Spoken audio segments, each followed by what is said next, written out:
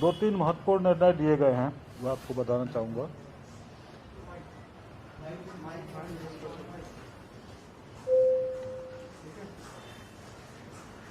दो तीन महत्वपूर्ण निर्णय लिए गए हैं, आपको बताना चाहूँगा। राज्य सरकार ने यह निर्णय लिया है कि विदेशों से वैक्सीन का आयात किया जाए और इसके लिए एक कमेटी गठित कर दी गई है और भारत सरकार से भी हम लोग लगातार वार्ता कर रहे हैं।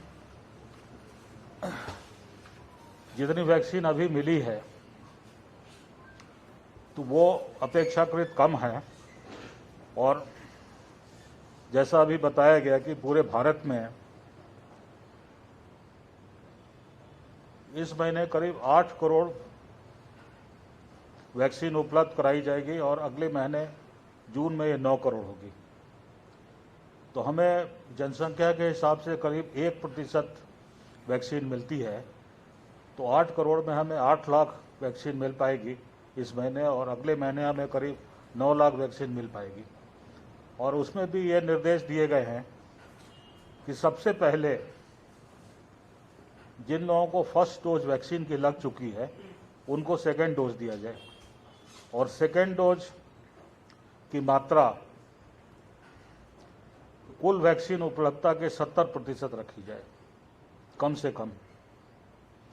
तो ये भारत सरकार के निर्देश हैं। तो इस स्थिति में हमारे पास एक ही विकल्प बचता है कि हम वैक्सीन का आयात करें और ये मुख्य रूप से जो प्राइवेट हॉस्पिटल्स हैं उनके लिए होगा, वो सीधे भी आयात कर सकते हैं और जो देश में कंपनियां हैं उनसे भी हमारी वार्ता चल रही है कि भारत सरकार द्वारा आवंटित मात्रा के अतिरिक्त भी हमें वो वैक्सीन दें। उसमें से कुछ वैक्सीन हमें मिली है और कुछ वैक्सीन हमें मिलनी है। तो हम करीब करीब 20 लाख डोजेज का आयात करेंगे अगले 2 महीनों में। तो इसके लिए समिति गठित हो गई है, धनराशि की व्यवस्था हो गई है। तो ये प्रमुख चीज़ है। दूसरी चीज़ जो माननीय उच्च न्यायालय के आदेश में कही गई है कि हम लोग जो हॉस्पिटल या जो दवा विक्रेता ओवर चार्जिंग कर रहे हैं या दवाओं की कालाबाजारी कर रहे हैं या वास्तविक दवा न देकर नकली दवाएं दे रहे हैं, तो उनके विरुद्ध बहुत ही प्रभावी कार्रवाई होगी। और इसके लिए हमारे साथ आईजी साहब हैं अमित सिन्हा जी, तो अमित सिन्हा जी आपको अवगत कराएंगे। अगले सप्ताह से या कल से ही ये ड्राइव जो है हम पूरी तन्मयता के साथ, पूरे मनोयोग के साथ काफ़ी प्रबल रूप से संचालित करेंगे। सर एक बार ये बता दीजिए कितने डोज जो 20 लाख मंगा रहे हैं उसमें कितना पैसा लगेगा, कौन सी डोज मंगाई जा रही है, क्योंकि फाइजर भी है और इसके साथ स्पुतनिक भी है, तो कौन सी डोज सर उसके ऊपर क्लियर होगा? ये तो अभी तय नहीं कर सकते हम लोग, क्योंकि बाहर की जो कंपनियां हैं वो हमें कितना देंगी, कितना उपलब्ध करा पाएंगी, तो ये उनसे वार्ता के बाद, जो टेंडर के बाद ही पता चलेगा। लेकिन मुख्य रूप से जो हम लोग मंगाएंगे, जिसको भारत सरकार ने अनुमोदित किया है, वो स्पुतनिक वैक्सीन है। तो स्पुतनिक वैक्सीन है और ये हमें अगर सिंगल डोज है तो उसकी कीमत करीब 2300 रुपये होती है। उसमें 2 डोज लगाने की ज़रूरत नहीं पड़ती है। 27 रुपये नहीं, 2300 रुपये करीब करीब। लेकिन ये जो है मांग और आपूर्ति पर निर्भर करता है, तो ये धनराशि घट बढ़ सकती है। और उसी तरह से अगर सिंगल डोज करते हैं तो सिंगल डोज की कीमत जो है 1200 रुपये होती है। लेकिन यह भी घट बढ़ सकती है। यह अंतर्राष्ट्रीय बाजार है, तो इसके बारे में निश्चित रूप से आपको मूल्य बताना संभव नहीं होगा। ये तो स्पर्धा पर निर्भर करता है। अगर मांग ज़्यादा होगी तो आपूर्ति कम होगी, उस हालत में दाम बढ़ जाते हैं और अंतर्राष्ट्रीय मूल्यों पर राज्य सरकार का या देश का नियंत्रण नहीं होता है। अच्छा सर, कौन कौन मंगा सकेगा? जैसे आपने कहा कि प्राइवेट हॉस्पिटल भी डायरेक्ट मंगा सकते हैं, राज्य सरकार भी मंगा सकती है, कमेटी में कौन कौन लोग हैं? कमेटी का ये कमेटी में इसमें 5 सदस्य हैं।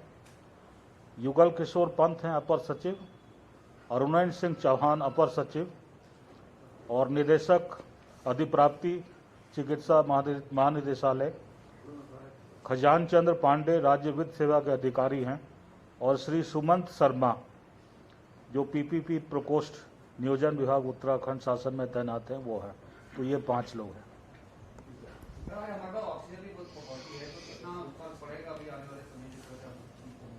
ऑक्सीजन हमारे पास 80 मेट्रिक टन पहुंची है और हमें रोज 60 मेट्रिक टन चाहिए। अतिरिक्त ऑक्सीजन 60 मेट्रिक टन रोज चाहिए।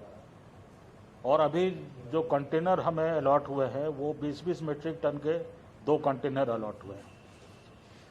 चूँकि यह करीब 2000 किलोमीटर से आने हैं और आने जाने में 36 घंटे लगते हैं, तो प्रतिदिन अगर 60 मेट्रिक टन की आपूर्ति बनाए रखनी है तो इसके लिए हमें 12 कंटेनर चाहिए। तो हमने अनुरोध किया है केंद्र सरकार से कि वो कंटेनर हमें आवंटित करें, और ये उम्मीद है कि शुक्रवार तक हमें 6 कंटेनर और मिल जाएंगे। अभी हमें मात्र 2 मिले हैं, 6 कंटेनर और मिलने की आशा है। सर एक चीज पे जाननी थी, कंपनी लिंडे है, उसका प्लांट यहाँ भी है, लेकिन वही लिंडे हमें जमशेदपुर से देती है, तो इसमें दिक्कत क्या है? हम हमारे कोटे की ऑक्सीजन यहाँ से क्यों नहीं ले पा रहे हैं? क्यों दुर्गापुर या झारखंड से वो ऑक्सीजन आती है? समय ज्यादा लगता है, ट्रांसपोर्टेशन का पैसा ये आवंटन जो है भारत सरकार के स्तर से किया जाता है, और हमने भारत सरकार से अनुरोध किया है। आपको स्थिति से अवगत कराऊंगा कि जो हमारे प्लांट हैं, हमारे प्लांट की जो कुल कैपेसिटी है वो है 419 मेट्रिक टन, और 419 मेट्रिक टन में से हमें 123 मेट्रिक टन मात्र ही आवंटित हुआ है। तो हम लगातार प्रयास कर रहे हैं कि ये 60 मेट्रिक टन जो हमें जमशेदपुर और दुर्गापुर से लाना है उसका आवंटन यहीं से हो जाए। तो उसमें दिक्कत यह है कि ये यहाँ से दिल्ली, पंजाब, हरियाणा और उत्तर प्रदेश, इन चारों राज्यों को आपूर्ति की जा रही है। अब ये भारत सरकार पर निर्भर करता है कि वो हमारी मांग कितना मानते हैं। वैसे कई स्तर से अनुरोध किया गया है। ये हमने उपाध्यक्ष नीति आयोग से भी अनुरोध किया है, और वो मूल रूप से हमारी बात से सहमत भी थे। लेकिन भारत सरकार की अपनी प्रतिबद्धताएं होती हैं, तो उसमें हम कुछ कमेंट कर नहीं सकते। सर, आरटीपीसीआर रिपोर्ट को लेके सेंट्रल गवर्नमेंट और आईसीएमआर कह रहे हैं कि अब आरटीपीसीआर एक राज्य से दूसरे राज्य नहीं मांगी जानी चाहिए, क्योंकि हालात इस तरह की टेस्टिंग हो सके। हम भी उत्तराखंड के इस पे विचार कर रहे हैं कि आप आरटीपीसीआर को लेकर अनिवार्यता खत्म करें, ऐसा कुछ प्लान है? ये कल बात कही गई थी वीडियो कॉन्फ्रेंसिंग में कि एक राज्य से दूसरे राज्य जो जा रहे हैं उनसे आरटीपीसीआर रिपोर्ट ना मांगी जाए, लेकिन इस संबंध में कोई आधिकारिक आदेश नहीं जारी हुए। तो भारत सरकार से जिस प्रकार के आदेश जारी होते हैं तो उसका पालन करना हमारी प्रतिबद्धता है। तो उस तरह के आदेश का हम इंतजार कर रहे हैं। लेकिन इसमें एक चीज़ ये बता दूं कि अगर सिम्टोमेटिक पेशेंट्स हैं तो हम उनके रैपिड एंटीजन टेस्ट करेंगे अथवा उनको वापस कर देंगे। अगर सिम्टोमेटिक नहीं है तभी आरटीपीसीआर रिपोर्ट नहीं लाने की बाध्यता होगी। और सर, इस आदेश के केंद्र सरकार के आदेश मिलने के बाद हम उत्तराखंड के अंदर जो डिस्ट्रिक्ट वाइज भी हमने अप्लाई किया आदेश, उस पर हम विचार करेंगे। हाँ, जिस प्रकार के केंद्र सरकार के आदेश आएंगे उसके क्रम में हम निश्चित रूप से विचार करेंगे। सर, इसमें केंद्र से मांग नहीं करेंगे आप लोग, क्योंकि ऐसे में तो हम कंट्रोल कैसे करेंगे मामलों को? और राज्यों को तो ठीक है, लेकिन हमारे यहाँ तो फिर भी बहुत नंबर्स बढ़ रहे हैं, और अगर हम सबको अलाउड कर देंगे बिना टेस्ट के तो फिर तो ये दिक्कत बढ़ जाएगी। उसमें सिर्फ ये है कि आरटीपीसीआर टेस्ट जो है उनकी क्षमता जो है पूरे देश में सीमित है। हम असीमित संख्या में टेस्ट नहीं कर सकते हैं। तो केंद्र सरकार ने ये देखा है कि जो लोग सिम्टोमेटिक हैं, जिसमें कुछ लक्षण दिखाई पड़ रहे हैं, जो दूसरे लोगों को संक्रमित कर सकते हैं, तो उनको प्राथमिकता दी जाए। आप जानते हैं कि जब किसी चीज़ की कमी होती है तो हमें प्राथमिकता निर्धारित करनी पड़ती है। तो उसी क्रम में केंद्र सरकार अपनी प्राथमिकता निर्धारित कर रही है। अब जो इन्फोर्समेंट की बात है, तो मैं अमित सिन्हा जी से अनुरोध जो हम अभी बताना चाह रहे हैं कि हमारी जो डायल 112 और तमाम थानों के इस पे वो साथी हैं, इसमें कालाबाजारी को लेकर भी सूचनाएं काफ़ी मिलती है हमें। उस पर हमारे द्वारा जो रेट किए गए टोटल अगर देखें तो हम रेट्स के हिसाब से काफ़ी अच्छे हैं। 110 के करीब रेट कल हुई थी, लेकिन उसमें एफआईआर जो है वो सिर्फ एक ही हो पाया, वो भी वो जो टेस्ट की वो रेट्स है वो ज़्यादा ले रहे थे। मतलब जहां 500 रुपये का टेस्ट लेना चाहिए वहां वो 1200 रुपये ले रहे थे। उसमें मुखानी में नैनीताल में मुकदमा कायम हुआ है। टोटल 136 दबिशें कल दी गई थी। अब तक टोटल 24 एफआईआर इसमें दर्ज हुई, जिसमें कि 35 अभियुक्त गिरफ्तार हुए हैं और 204 की बरामदगी है। मास्क के बारे में अगर मैं बताऊं तो टोटल मास्क में 587 लोगों को मास्क में न पहनने पर चालान हुआ है और 6057 लोगों का सोशल डिस्टेंसिंग के उल्लंघन पे कल चालान हुआ है। टोटल अगर देखें आज तक की दिशा में जो हमारे चालान से हमने 4 करोड़ 26 लाख का शमन शुल्क भी वसूला है। तो इसमें कई लोगों का टोटल अगर देखें तो हम 2,61,60,000 लोगों का अब तक 24/3 से चालान इसमें कर चुके हैं। एक और चीज जो सबसे महत्वपूर्ण है वो मैं बताना चाहूंगा कि इसमें हम लोग के स्तर से लोगों को जो कालाबाजारी के संबंध में अवेयरनेस भी बढ़ाई जा रही है, लोगों से पूछा भी जा रहा है, उनको मोबाइल नंबर भी बताया गया 112 का और 9411122782। इसके साथ साथ थानाध्यक्षों के नंबर भी दिए गए जिसमें कि वो कंप्लेंट कर सकते हैं।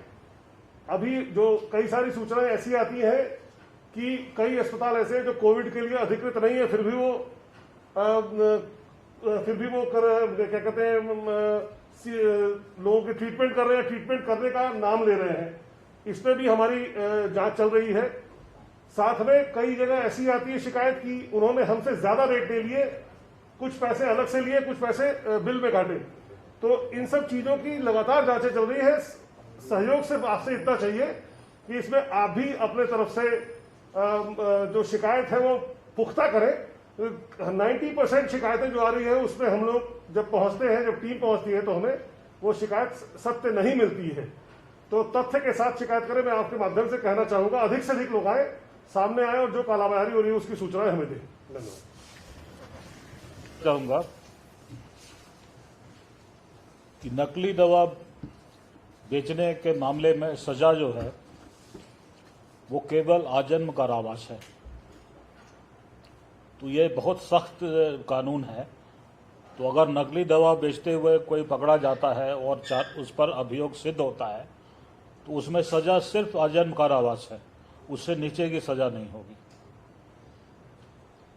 तो अगर पुख्ता सूचनाएं मिलती हैं और ऐसी ये साबित होता है तो 1-2 केस भी इस तरह के अगर हो जाते हैं तो उसका बहुत बड़ा प्रभाव पड़ेगा।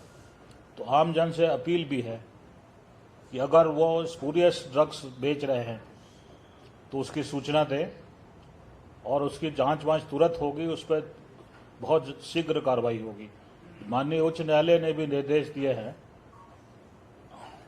और यहाँ तक भी कहा है उन्होंने, हालांकि उनके आदेश में नहीं है, यहाँ तक भी कहा है कि ये हत्या के प्रयास के समकक्ष है।